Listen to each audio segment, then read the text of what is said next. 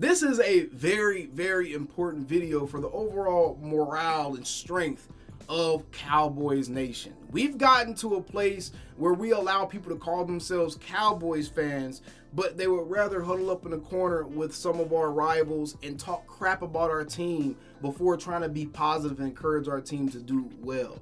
This actually happened immediately after the Cowboys routed the Patriots on Sunday, and we had a caller call into our local radio station that, I'm gonna be honest, doesn't do all that great of a job of keeping positivity up about the team either, even though we're 3-1 and honestly don't have much of a reason to be super negative, because obviously the game against the Cardinals was a blip. The game against the Cardinals was a blip, y'all. That was an emotional letdown. Trayvon had just got injured. We're going in there with four new offensive linemen.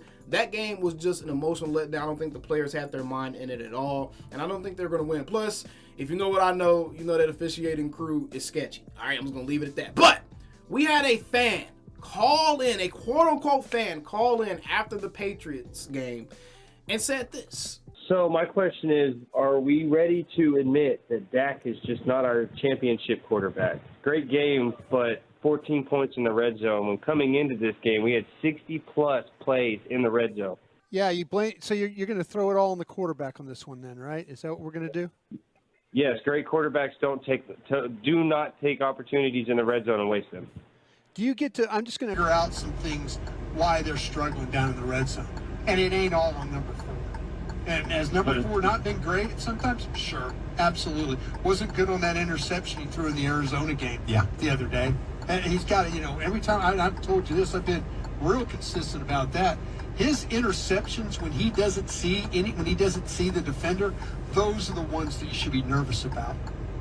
But you just threw a blanket statement, and I'm kind of feeling like you're working on mysteries without any clues. An old Bob Seger song, Yeah, I know the song, but yeah, it's a good song too. I mean, the last 8 years we've had Dak, where have we gone? Absolutely nowhere. Okay, you're blaming. Okay, you just don't like Dak, right? Admit that to me, and I'll feel a lot better about you. Well, you don't like the quarterback. I've been numerous times. I'm the same guy that calls in each week. Oh, sure. That's what I'm saying. Yeah, but you know what? Like you say, but I'm asking you to study to try and learn a little bit more about the quarterback, and you just want to call in and say, "Well, I watched the game."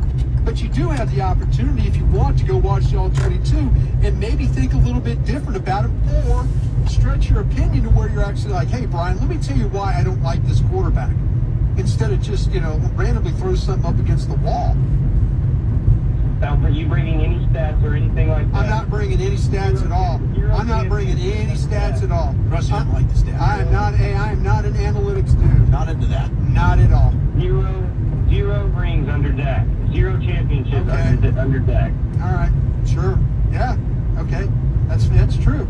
No, I appreciate the call, Robert, and he speaks for a large portion of the fan base. And try to be hypercritical of Dak Prescott, even after a game in which he honestly didn't do anything wrong. He should have thrown for 2 touchdowns because one of his tight ends dropped a pass. Schoonmaker, you got to start catching these passes.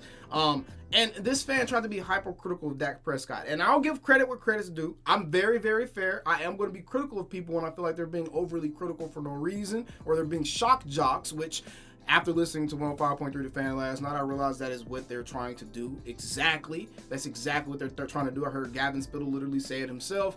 It would make for better radio if we said stuff that was more of like along the lines of being a shock jock, right? So that's clearly what they're trying to do, and it's kind of sad that they're going down that route because we have enough of that with the national media, and I promise you, being a shock jock isn't going to make Cowboys fans want to listen to your radio station. That's, if anything, is going to make them turn it off. So maybe bad line of thinking there. But a fan actually called in after the game and tried to be very critical of Dak Prescott, and one of the hosts of 105.3 The Fan actually kind of leaned into him a little bit, challenged him, and told him, "Hey man, back up what you're saying with actual statistics, actual facts, something, actual substance." Now, obviously, we have way too many people just like this guy in our fan base. And I'm going to say this, I'm going to look directly at the camera when I say this. If you're someone that feels the way this guy feels, please do all of Cowboy Nation a favor and find a new team. You're absolutely making us look bad as a fan base, and you're the exact type of fan that people like Stephen A. Smith like to make fun of Cowboys Nation for. Not only do you not have a backbone, not only is it very clear you don't actually watch the games, or if you're watching the game, you're watching it like a preteen girl because you have no clue what the hell you're looking at, but you make us look so bad. Why would you choose that moment after that game to levy that criticism? You know, it's getting very old, and it's kind of upsetting because I feel like we as Cowboys fans, we have made these type of people feel way too comfortable being able to walk around and say stuff like this because we, as a fan base, we get overly emotional. And I do it too, but I think that as a whole, we get way too emotional on the ups and downs throughout the regular season as it pertains to the Cowboys. The Cowboys, for 3 out of 4 games this season, have shown us that they are a team that's meant to be taken serious. The one game that they didn't, we have levied that and given it more weight, it seems, than all 3 of those games combined. And as Cowboys fans, that's something that I really wish we would stop doing. These are the types of fans that makes us look bad. These are the types of fans that make people not like the Cowboys, including other Cowboys fans.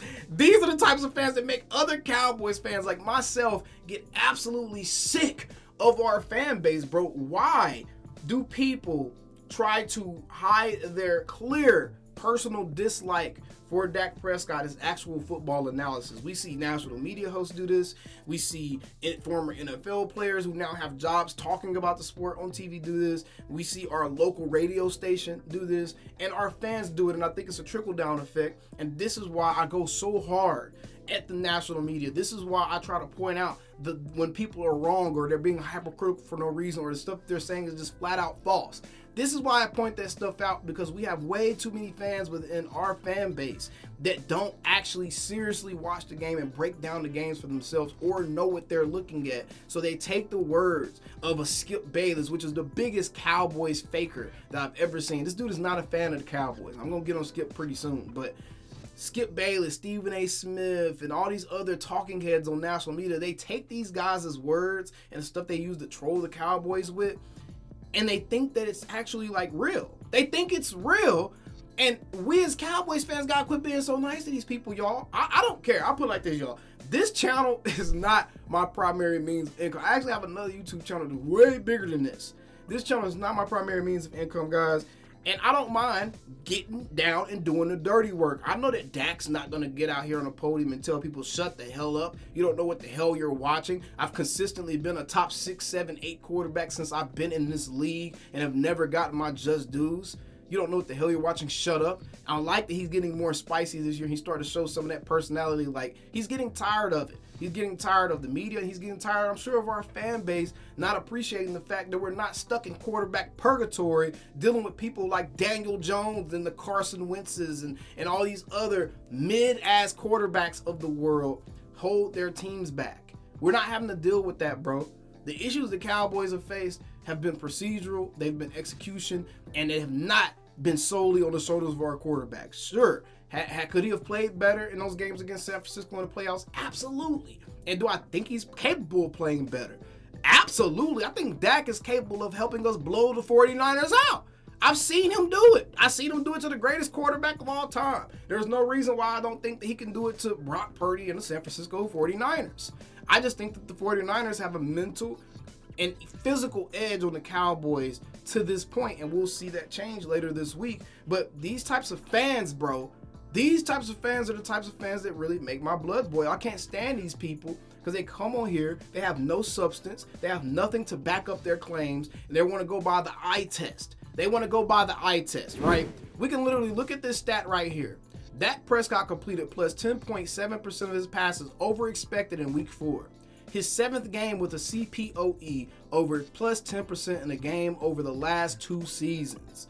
No other quarterback has more than 5 games with a CPOE over plus 10% since 2022.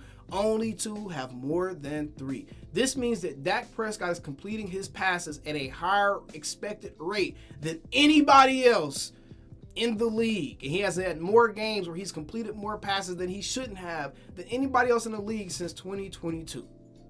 Okay. All right. Then we see the first comment right here. He does not pass the eye test. Way too many quote-unquote Cowboys fans like this that then want to say, I'm the biggest Cowboys fans there is. Yeah, you're not. You're not. I really wish that you weren't a Cowboys fan. I'm tired of people like you. What does that mean? What are you watching? What eyes are you using to watch these games? Because if you watch the games that I look at, you see a very solid quarterback that is above average, top 7-8 quarterback in this particular league, consistently go out there and perform. And honestly, if we're being completely real, I would probably still take Dak over a lot of these younger dudes that haven't quite proven themselves. The Trevor Lawrences of the world has not proven himself. Justin Herbert has not proven that he can win. He has not proven until some of these dudes prove that they can win. And it can prove that they can be consistently good and prove that they can at least get their teams into the playoffs consistently. I cannot put them over Dak. I cannot, okay? And that's just where I am with it. But fans like these, fans like the guy that called in, y'all give us a bad name. Y'all make my blood boil. Y'all get my pants in a bunch. And I can't stand you guys. And I really wish you would find a new team because we don't need you. And if you gave up on the Cowboys after we lost to the Cardinals, we don't need you. If you're an over emotional fan that don't know how to take a loss during a regular season where every team outside of one team in NFL history has taken losses, we don't need you. If you're a local radio pundit that feels like the best way to be a radio host and the thing that Cowboys fans want to hear is shock jock radio, you're a moron. And we also really wish that you were not our local radio station pundit. All right, but either way, man, appreciate you guys tuning in. Be sure to subscribe for more Dak Attack. And y'all already know how we get down. How about them Cowboys?